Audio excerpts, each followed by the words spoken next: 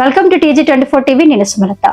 నారాయణపేట జిల్లాలోని గుండుమాల్ మండలంలో దారుణమైన దొంగతనం చోటు చేసుకుంది. కొమ్మూరు గ్రామానికి వెళ్లే మార్గంలో గుట్టపై ఉన్న అతి పురాతన దేవల్ బాలాజీ ఆలయంలో గుర్తు తెలియని దుండగులు చోరీకి పాల్పడ్డారు. వివరాల్లోకి వెళ్తే గత రాత్రి సమయంలో ఆలయానికి వచ్చిన దుండగులు ముందుగా ఇనుప గేట్లకు ఉన్న తాళాలను పగలగొట్టి లోపలికి ప్రవేశించారు. అనంతరం ప్రధాన గర్భగుడికి సంబంధించిన స్టీల్ గేట్లను బలవంతంగా లాగి మనిషి దూరే అంత గ్యాప్ సృష్టించి గర్భగుడిలోకి చొరబడ్డారు. అక్కడ స్వామివారికి చెందిన విలువైన ఆభరణాలను దోచుకెళ్లారు. వెండి మీసాలు, వెండి కన్నులు, వెండి నామాలు, రాగి శటగోపం, ఇత్తడి చెంబు, ఇత్తడి శాండీలం వంటి పూజా సామాగ్రి మరియు నగలు అపహరించబడినట్లు ఆలయ ప్రధాన పూజారి అయ్యవారి కార్తిక్ తెలిపారు.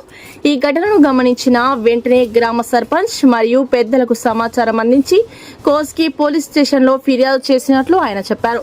సమాచారం అందుకున్న పోలీసులు ఘటనా స్థలానికి చేరుకుని కేసు నమోదు చేసి దర్యాప్తు ప్రారంభించారు. ఇలాంటి దొంగతనాలు గతంలో కూడా జరిగినట్లు స్థానికులు తెలిపారు. ఈసారి దొంగలు ఎక్కువ విలువైన వస్తువులు తీసుకువెళ్లడం ఆందోళన కలిగిస్తోంది. ఇకపై ఇలాంటి ఘటనలు జరగకుండా ఆలయ ప్రాంగణంలో సీసీ కెమెరాలు ఏర్పాటు చేయాలని, అలాగే పోలీసులు నిఘా మరింత పెంచాలని గ్రామస్తులు విజ్ఞప్తి చేస్తున్నారు. నారాయణపేట జిల్లా గుండుమాల్ మండల్ హెడ్ క్వార్టర్ లోని అతి పురాతన టెంపుల్ వెంకటేశ్వర స్వామి టెంపుల్ లోని ముఖ్యంగా దేవల్ బాలాజీ టెంపుల్. అది యాక్చువల్ గా ఆ దేవల్ బాలాజీ టెంపుల్ లోని ముఖ్యంగా ఒక చోరీ జరిగినట్టుగా మనకు సమాచారం ఉంది. నిన్న రాత్రి జరిగినట్టుగా మనకు సమాచారం ఉంది. ముఖ్యంగా ఆ టెంపుల్లో చోరీ జరిగినప్పుడు ఎలాంటి వస్తువులు చోరీకి గురైనాయి, ముఖ్యంగా మరి చోరీ అనేది ఏ విధంగా జరిగింది, అసలు ఆ దొంగలు చోరీ చేయడానికి వచ్చినటువంటి దొంగతనం చేయడానికి వచ్చినటువంటి దొంగలు ఏ విధంగా లోపలికి ప్రవేశించిన విషయాన్ని క్లియర్ ఇక్కడ మనము ప్రజెంట్ గుడి దగ్గర ఉన్నాం కాబట్టి ఒకసారి ఇక్కడ ఉన్న ప్రధాన పూజారి వెళ్తున్నారు. ఆ పూజారిని అడిగి తెలుసుకునే ప్రయత్నం చేద్దాం. రండి.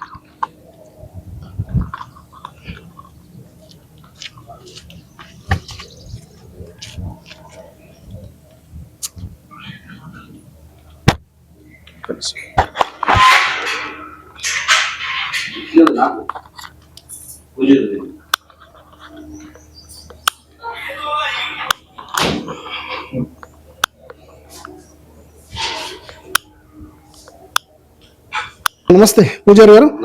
చెప్పండి, వాస్తవంగా టెంపుల్లో దొంగతనం ఎప్పుడు జరిగింది, మీకు ఎప్పుడు తెలిసింది? ముఖ్యంగా దొంగతనం జరిగిన తర్వాత వచ్చిన దొంగలు ఎలాంటి వస్తువులు ఇక్కడ చోరీకి గురైనట్టు చెప్పొచ్చు, మీరు ఎలాంటి వస్తువులు ఎత్తుకుపోయినట్లు మీరు అనుకుంటున్నారు? అయితే మేము మంగళవారం తెల్లవారుజామున వచ్చామండి. అయితే వచ్చి చూసిన వెంబడే ఈ ప్రధానంగా అంతరంగిక ఆలయం గేట్ ఓపెన్ ఉంది. అయితే బయట నుంచి చూసినాము. అయితే ఎక్కడి నుంచి వచ్చిన లోపలికి అని చెప్పి చూస్తే ఇక్కడ చూపిస్తాను.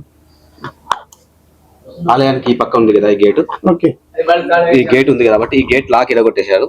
మేము ప్రస్తుతానికి లాక్ అదే మేము ప్రస్తుతానికి మళ్ళీ ఏం చేస్తున్నామంటే లాక్ మళ్ళీ ఎవరైనా వస్తే బాగుండదు అని చెప్పి ఒక చిన్నగా మామూలుగా లాక్ ఏర్పాటు చేసుకున్నాము.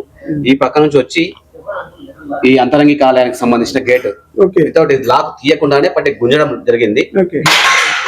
గుంజడం జరగడం వల్ల లాక్ అట్లే ఉంది, లాక్ లోపల అట్లే ఉంది. ఆ లాక్ ఇడగొట్టి లోపలికి వెళ్ళిపోయారు. లోపలికి వెళ్ళిపోయి స్వామివారికి సంబంధించినటువంటి స్వామివారికి సంబంధించినటువంటి వీరుగా ఉంది. స్వామివారికి ఏమేమి కావాల్సిన మేము దీంట్లో దాపెడతాము. దీన్ని కూడా ఓపెన్ చేసి బట్టలు మొత్తం గుంజడం జరిగింది. దీంట్లో కొన్ని ఇత్తడి వస్తువులు కూడా ఉన్నాయి. ఆ వస్తువులు ఎత్తుకోవడం జరిగింది. అదే విధంగా స్వామివారికి అలంకరణలు అంటే స్వామివారికి మా బాలాజీ స్వామికి మీసాలు ఉంటాయి. మీసాలు, కండ్లు, నామాలు, వెండి ఆభరణాలు, అవి వెండి ఆభరణాలు ఉన్నాయి.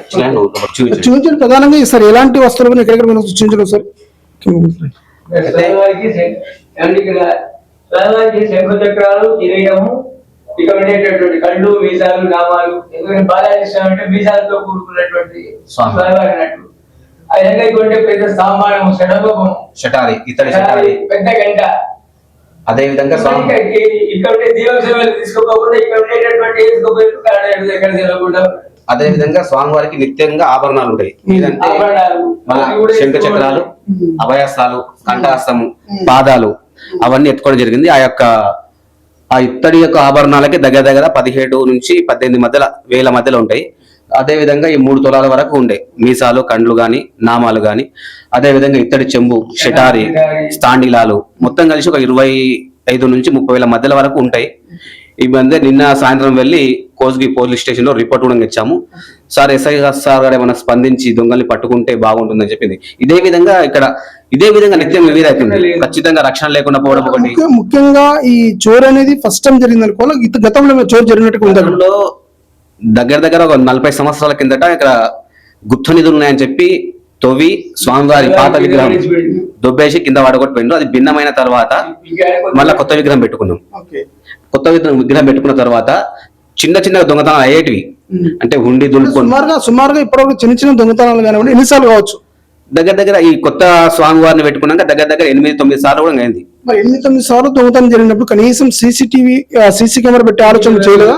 సీసీ కెమెరా అంటే ఇప్పుడు దాదాలు ఇది త్రోట్ ఎండోమెంట్ 360 ఎకరాల భూమి ఉంది స్వామివారికి, కానీ ఎండోమెంట్ వాళ్ళు పట్టించుకోవడం లేదు. మాకు ఒక జీతం ఏర్పాటు చేయడం లేదు. ఆ వచ్చే సంవత్సరానికి వచ్చే 40-30 వేల మధ్యలోనే మేము బతకాలి, స్వామివారికి చేయాలి. కాబట్టి మేము ఉన్న అమౌంట్ మొత్తం స్వామివారికి పెట్టలేకపోవడం ఒకటి కారణం. ఒకటి అయితే దానిలో కూడా మేము కూడా బతకాలి కాబట్టి స్వామివారికి వాళ్ళు ఇచ్చిన పైసలు స్వామివారికి నిత్య కైంకర్యాలకు కానీ దీపాలకు కానీ దానికే సరిపోవు. అయితే దాతలు కొంతమంది ముందరకు వచ్చాయి చేస్తున్నారు, కానీ కొంత సీసీ కెమెరా అంటే దాతలకు చెప్పగలుగుతాం ఇది మాకు ఇది కావాలని చెప్పి, కానీ వారికి నచ్చిన వస్తువులు వారు ఇప్పిస్తారు, కానీ వారిపై మేమైతే మాకు నచ్చిన వస్తువులే కావాలని చెప్పి వారి మీద రుద్దడం కాదు. కాబట్టి అందుకోసమే ఒక భక్తుడు మొక్కున్నాడు సీసీ కెమెరా ఇప్పిస్తా అని చెప్పి. ఆయన కొద్దిగా అందుబాటులో లేక వేరే అవుట్ ఆఫ్ స్టేషన్ అంటే వేరే స్టేట్కి వెళ్ళిపోయాడు. ఆయన అందుబాటులో లేడు. ఆయన వస్తున్నట్టు బాగుంటుండే ఆయన ఇప్పిస్తాను చెప్పింది. కానీ ఇప్పుడు అంతవరకు మనకి ఏమైతుందంటే నిత్యం ఇదే విధంగా హుండీ ఉంటే ఉండి దొబ్బకపోవడం, కానీ ఎన్ని లాక్లు వేసినా లాక్లు ఎడగొట్టడము, ఈసారి ఇట్లా దొంగతనం చేయకూడదు అని చెప్పి అనుకున్నాం, కానీ అది దొంగతనం ఆపేటందుకు కూడా మా నుంచి కూడా సాధ్యం పడటం లేదు. ఇప్పుడు గతంలో సుమారు 7-8 సార్లు దొంగతనం జరిగిందని మీరు అంటున్నారు కదా. గతంలో 7-8 సార్లు చిన్న దొంగతనం జరిగినప్పుడు సేమ్ ఇదే విధంగా మీరు పోలీస్ కంప్లైంట్ చెప్పే ప్రయత్నం చేసిరా? చేస్తే పోలీసు వాళ్ళ ద్వారా మీకు ఎలాంటి న్యాయం జరిగింది అనుకోవచ్చు? ముఖ్యంగా పోలీసు వాళ్ళు స్పందించిన తీరు ఎలా ఉంది అనుకోవచ్చు? పోలీసు వాళ్ళు గతంలో అంటే ఇంతకుముందు చిల్లర దొంగతనాలు అంటే ఏంది చిన్న ఇది బిందె గాని ఆ హుండి దొంగతనాలు ఎక్కువ సార్లు. లాస్ట్ టైం వచ్చేసి ఒక 2 సంవత్సరాల కిందట ఒక హుండి 2000 వరకు ఉండే, దాంట్లో అంటే అంచనా ఆ వరకు ఉండే. అంతకన్నా ముందు కూడా ఇత్తడి బిందె స్వామివారి వెండి కిరీటం ఉండే, అదొని ఎత్తుకపోయిండ్రు.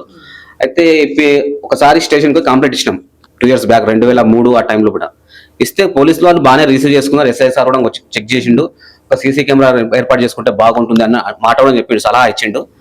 అయితే ఆ యొక్క ఫండ్ కూడా మీకు రికవర్ చేసి ఇస్తామని చెప్పి 2 సార్లు కోర్టు కూడా పిలవడం జరిగింది.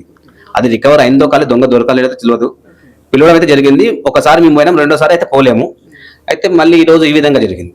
అయితే ఈసారి పోయింది మాత్రం కొద్దిగా ఎక్కువ అమౌంట్ అండి, దగ్గర 30,000 వరకు సంబంధించిన వస్తువులు పోయినాయి. ఇప్పుడు ముఖ్యంగా గతంలో జరిగిన దానికంటే ఈసారి దొంగతనం జరిగిన దాంట్లో కొంత ఎక్కువ లాస్ అని చెప్తున్నారు కదా. మరి ఈసారి ఇట్లా మీరు కనీస ప్రికాషన్ జాగ్రత్తలు తీసుకోకపోతే, కనీసం సీసీ కెమెరా మీరు పెట్టుకునే ఆలోచన చేయకపోతే రేపటి ఇంకేమైనా జరిగే అవకాశం ఉంది. కాబట్టి మరి ఈ విషయాలు మీరు ప్రధానంగా ఏం ఆలోచన చేస్తున్నారు? ఖచ్చితంగా దాతల్ని మేము మళ్ళీ వేడుకుంటామండి. మేము పెట్టేంత శక్తి లేదు సీసీ కెమెరా. దగ్గర ఇంతకు ముందు అడిగితే దగ్గర 30 నుంచి 40 వరకు మధ్యలో అయితే అన్నాడు. అయితే మనకు వచ్చేది 40,000 గుడికి ఆదాయం సంవత్సరానికి. ఆ 40,000 తీసుకుని పోయి సీసీ కెమెరాలు మేము పెడితే మేము బతకలేము, స్వామివారికి పూజలు కూడా అందుకోలేకపోతాడు. అయితే ఎవరైనా దాతలు ముందరకు వచ్చి సీసీ కెమెరా కూడా మాకు ఏర్పాటు చేస్తే కూడా బాగుంటుంది. మా ప్రయత్నంగా మేము కూడా వేరే వాళ్ళని కూడా అడుగుతూనే ఉన్నాము. ముఖ్యంగా ఇక్కడ దొంగతనం జరిగిన విషయాన్ని మీరు ప్రధానంగా గ్రామంలో ఉన్నటువంటి ఫస్ట్ సర్పంచ్ గారికి చెప్పడం జరిగింది. అదే విధంగా స్వామివారికి సంబంధించినటువంటి ఒక భక్తుడు మన ఎంఆర్ఓ సార్ కూడా భాస్కర్ సార్ ఉన్నాడు, వాళ్ళకు కూడా ఇన్ఫర్మేషన్ జరిగింది. ఆయన కూడా చాలా బాధపడ్డారు. ఇది చాలా బాధాకర విషయం, దీని గురించి మాట్లాడుకుందాం మనము ఒకరోజు ఖచ్చితంగా కూర్చొని ఈ సీసీ కెమెరాల గురించి కూడా ఏర్పాటు చేసే ప్రయత్నం చేద్దామని చెప్పి వారు మాట ఇవ్వడం జరిగింది. అయితే ఇద్దరు కూడా బాధపడ్డారు. వాళ్ళు వెళ్ళి ఖచ్చితంగా వెళ్ళి స్టేషన్లో కంప్లైంట్ ఇచ్చిన తర్వాత ఏమైనా విషయం మాట్లాడుకుందామని చెప్పి అన్నారు. ఈ ఎస్ఐ గారు వచ్చిన తర్వాత వారు కలుస్తామని అన్నారు. వచ్చినప్పుడు మాకు ఇన్ఫర్మేషన్ అండి, మేము వచ్చి మాట్లాడతామని మాట ఇవ్వడం జరిగింది. ఫైనల్ గా ఈ దొంగతనం గురించి మీరు ప్రధాన పూజారిగా ఏం చెప్పదలుచుకున్నారు? ఇలాంటి దొంగతనం చేయడం వల్ల వాళ్ళకి ఏం లాభం అవుతుందో కానీ ఊరి పరువు ప్రతిష్టం అయితే దెబ్బతినడం అయితే జరుగుతుంది. అయితే స్వామివారికి ఇప్పుడే కొద్ది అభివృద్ధిలో చెందుతున్నాడు. ఒక్కొక్క భక్తుడు వచ్చి ఒక్కొక్కటి కోరుకుంటున్నాడు, కానుక ఇస్తున్నాడు. ఆ కానుకలు ఈ విధంగా స్వామివారి పైన లేకుండా ఎత్తుకొని వెళ్ళడం అంటే మాకు కూడా చాలా బాధ అనిపిస్తుంది. ఇప్పుడు చూడండి, స్వామివారు ఇంతకుముందు అలంకరణ ఉన్నప్పుడు ఏదో మంచిగా ఉంటుండే, ఇప్పుడు స్వామివారికి సంబంధించిన అలంకరణ సామాన్లు తీసుకొని పోయి మొత్తానికి. అప్పుడు స్వామివారిని చూస్తే అదేదో అంటారు కదా, నిఢారంభంగా ఆ స్వామివారు ఎలాంటి ఆభరణాలు లేకుండా వస్త్రాలు తప్ప ఎలాంటి ఆభరణాలు లేవు. కేవలం దేవర బాలాజీ టెంపుల్ లో ఈ విగ్రహం స్వామి విగ్రహానికి కేవలం 2 వస్తువులు మాత్రమే అలంకరిస్తున్నారా? బంగారు లాంటి వస్తువులు లేవు కదా? బంగారు వస్తువులు అయితే ఏం లేవండి. స్వామివారికి భక్తులు ఇచ్చినటువంటి వెండి వస్తువుల వరకే ఉన్నాయి. పంచలోహ విగ్రహాలు ఉన్నాయి. అవి ఇక్కడ ఉంటే సేఫ్టీ లేదని చెప్పి మేము ఒక దగ్గర భద్రపరచడం జరిగింది. అది ఊరు వాళ్ళకి అందరికి తెలుసు, గ్రామస్తులకు అందరికి తెలుసు. అయితే ఫైనల్ గా ఈ దొంగతనం విషయంలో పోలీస్ అధికారులు మీరు అసలు ఏం కోరుకోవాలంటున్నారు? ముఖ్యంగా పోలీస్ అధికారుల ద్వారా మీరు ఎలాంటి హెల్ప్ తీసుకోవాలనుకుంటున్నారు? ముఖ్యంగా పోలీస్ అధికారులు మీరు ఏం సూచిస్తున్నారు? ఈ దొంగతనం విషయం జరిగిన తీరుని బట్టి చూస్తుంటే ముఖ్యంగా గతంలో ఇట్లా కొన్నిసార్లు దొంగతనం జరిగిన విషయం చెప్తున్నారు కాబట్టి, మరి ఈసారి ఇలా కొంత పెద్ద మొత్తంలో దొంగతనం జరిగింది, కొంత పెద్దగా నాశనం అని చెప్తున్నారు కాబట్టి విషయంలో పోలీస్ అధికారులు మీరు ప్రధానంగా ఏం కోరుకుంటున్నారు? ఏం లేదు సార్, వాళ్ళు పోలీసులు మేము వ్యక్తిగతంగా కోరుకునేది అంటే ఖచ్చితంగా దొంగల్ని పట్టుకొని వారికి ఖచ్చితంగా కఠినంగా శిక్షిస్తే నెక్స్ట్ వేరే వారు ఏమైనా చేసే వాళ్ళు ఉంటే కొద్దిగా ఆలోచిస్తారు. అదే దేవుని దగ్గర పోతే బాగుండదు అని చెప్పి ఒక వాళ్ళలో పట్టు వాళ్ళకి రావాలి, ఖచ్చితంగా శిక్షించి వారికి సంబంధించిన ఫోటోలు అవి ఏమన్నా ఊళ్ళో అక్కడక్కడ అతికిస్తే ఇంకా నెక్స్ట్ టైం దొంగతనం చేసేవాడు రాడు దేవుని దగ్గరికి. ఈ దొంగతనం జరిగిన తర్వాత ఈ పూజ విధానం కానీ పూజ కైంకర్యాలు చేస్తున్నారా లేకపోతే ఆపేసారా? లేదు, దేవునికి స్వామి వారికి జరిగే నిత్య కైంకర్యాలు జరుగుతూనే ఉంటాయి. ఎస్ఐ వారు వచ్చినంత వరకు చూడాలని చెప్పి ఈ రోజు ఒక్కరోజు మాత్రం పూజా కార్యక్రమం ఆపినాము. సార్ వచ్చి చూసినాక మళ్ళీ యథావిధిగా స్టార్ట్ చేస్తాం. స్వామివారికి ఎలాంటి ఆభరణాలు లేవు కదా, లేకుండా మనం పూజ కైంకర్యాలు చేయొచ్చండి. స్వామివారికి ఆభరణాలు లేకుండా ఆభరణాలు పెట్టయితే అభిషేకాలు కానీ ఏం చెయ్యము. అన్ని తీసేసినాకనే మళ్ళీ చేసిన తర్వాత మళ్ళీ అలంకరణ చేస్తాము. ప్రధానంగా దొంగతనం జరిగిన విషయం తెలుసుకున్న తర్వాత గ్రామస్తులు వచ్చి సందర్శించే ప్రయత్నం చేసినట్టు ఎవరు లేదండి. సర్పంచ్ గారు ఒక రెస్పాన్స్ అయినరు, వచ్చి చూసి వెళ్ళిపోయారు. అయినాక ఎంఆర్ఓ గారు వచ్చినాక ఎస్ఐ వచ్చినాక మాట్లాడదామని చెప్పి అన్నాడు. అంటే ఎంఆర్ఓ సొంత గ్రామానికి సంబంధించిన వారు కాదు, సర్పంచ్ మన గ్రామానికి సంబంధించిన వాళ్ళు కాబట్టి వచ్చి చూసిపోయిండ్రు. అదే విధంగా సర్పంచ్ వాళ్ళు పంపించిన వాళ్ళు కూడా సర్పంచ్ కి సంబంధించిన వ్యక్తులే. ముఖ్యంగా మీరు కంప్లైంట్ ఎప్పుడు ఇచ్చారు? నిన్న సాయంత్రం ఇచ్చామండి. నిన్న సాయంకాలం కంప్లైంట్ ఇచ్చిన తర్వాత ఇప్పటివరకు అధికారులు రాలేదు ఇక్కడికి, పోలీస్ అధికారులు. ఎస్ఐ గారికి నారాయణపేటలో ఏదో మీటింగ్ ఉందని చెప్పారు వాళ్ళు. ఆ మీటింగ్ కంప్లీట్ చేసుకొని తొందరగా కంప్లీట్ అయితే వస్తాము, లేట్ అయితే నెక్స్ట్ డే వస్తామని చెప్పి మాట అన్నారు. మళ్ళీ మార్నింగ్ లేచి మళ్ళీ ఫోన్ చేసే ఆలోచన చేశారా ఎస్ఐ గారు? చేయలేదండి, చేయలేదు. మేము ఖచ్చితంగా వస్తామన్నారు. నిన్న మళ్ళీ ఈవినింగ్ మళ్ళీ ఒకసారి కూడా పిలుచుకున్నారు, స్టేషన్కి పిలుచుకొని మాట్లాడారు. వస్తే ఈరోజు ఆల్మోస్ట్ వాళ్ళు రావచ్చు, వస్తే రాకుంటే ఓ 10 గంటల లోపల ఎదురు చూసిన తర్వాత ఫోన్ చేసి సర్పంచ్ గారి నుంచో ఎవరి నుంచో ఫోన్ చేసి ప్రయత్నం కూడా చేస్తాం. థ్యాంక్ యూ అండి. సో ఇదండి ముఖ్యంగా మనకు పూజారి గారు మన దగ్గర చెప్పిన విషయాలు క్లియర్గా మనకు అర్థమై ఉంటాయి. ఇక్కడ గతంలో కూడా చాలా సార్లు చిన్న దొంగతనాలు జరిగినట్టుగా పూజారి గారు చెప్తున్నారు. ఆ చిన్న దొంగతనం వచ్చేసి చిన్న రాగి బిందెలు కానివ్వండి, చిన్న వస్తువులు దొంగతనం చేసిండు. అయినా మేము పోలీస్ కంప్లైంట్ ఇచ్చినాము గతంలో కూడా, కానీ మాకు ఇక్కడ రికవరీ కాలేదు.